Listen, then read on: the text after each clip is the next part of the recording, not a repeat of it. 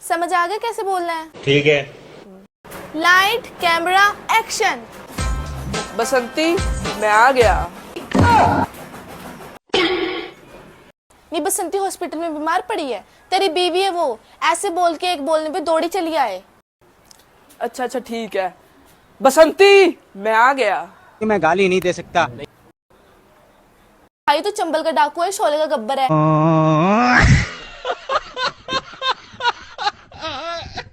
तू रहने दे, तेरे से नहीं होगा। अरे एक बार अगला डायलॉग इतना लंबा है, वो कैसे बोलेगा? चलो मैं पहले बड़ा डायलॉग बोलता हूँ। अभी मजा आएगा ना। अगला डायलॉग है, बसंती तू मेरे बच्चे की माँ बनने वाली है। लेकिन मेरी तो शादी नहीं हुई। अबे साले। भाई डायलॉग है। अच्छा ठीक है। बसंती तुम्हारा बच्चा मेरा बाप बनने वाला है। अभी मैं गाली नहीं दे सकता। नहीं गाली नहीं।